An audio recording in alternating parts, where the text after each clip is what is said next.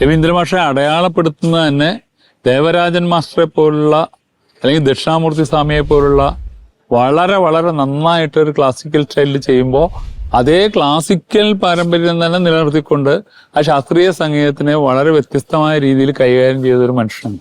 എനിക്ക് ആദ്യമായിട്ട് 83 താളം തെറ്റിയ താരാട്ടിലാണ് അദ്ദേഹത്തെ പരിചയപ്പെടാൻ കഴിഞ്ഞത്. പക്ഷെ ഞാൻ അദ്ദേഹത്തെ കണ്ടപ്പോൾ ഒരു അഡിദാസ് എന്നുള്ള ബനിയനും ഇട്ടിട്ട് ഒരു കൈലി കൊണ്ട് കൊടുത്തിട്ട് ഒരു ഓട്ടോറിക്ഷയിൽ ഒരു തബലിസ്റ്റുമായിട്ട് വന്നിട്ട് എൻ്റെ പാട്ട് കമ്പോസ് ചെയ്യാനായിട്ട് ഡയറക്ടർ കോളനിയിൽ ഇരിക്കുകയാണ്. അപ്പൊ ഞാൻ ഇദ്ദേഹത്തെ ഒരു മോശം ആളായിട്ട് കണക്കാക്കി. കാരണം ദേവരായ മാഷിന്റെ അടുത്തും ദക്ഷിണാമൂർത്തി സ്വാമിയുടെ അടുത്തൊക്കെ പോയിട്ട് ഈ ഇങ്ങനെ ഒരു അഡിദാസ് ബനിയനൊക്കെ ഇട്ട് വന്നപ്പോൾ ഞാൻ വളരെ അണ്ടർ റേറ്റ് ചെയ്തിട്ട് ഇദ്ദേഹം ഇങ്ങനെ ചെയ്യുമോ, എൻ്റെ പാട്ടൊക്കെ ചെയ്യാനായോ എന്നൊക്കെ ഞാൻ വിചാരിച്ചു. പക്ഷെ അദ്ദേഹം വന്നിരുന്നിട്ട് 4-5 പാട്ടുകൾ ചെയ്തു. താളം തെറ്റിയ താഴാട്ടെന്നിട്ട് അതിഗംഭീരമായിട്ട് എൻ്റെ പാട്ടിൽ തന്നെ ഏറ്റവും നല്ല പാട്ടാണ് ശാകുന്തളത്തിലെ പ്രേമ ദുഃഖം എന്നൊക്കെ പറഞ്ഞുള്ള വരികളുള്ളത്. അത് എഴുതി കമ്പോസ് ചെയ്തതാണ്.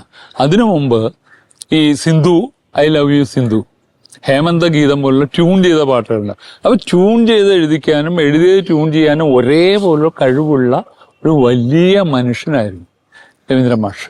അദ്ദേഹത്തിന്റെ താരകെ മിഴിതൽ കണ്ണീരുമായി എന്നുള്ള സത്യനന്ദിക്കാടിന്റെ പാട്ട്, വികാര നൗകയുമായി എന്നുള്ള കൈതപ്രത്തിന്റെ പാട്ട്, ഇതൊക്കെ വളരെ വളരെ വളരെ നല്ലതാണ്.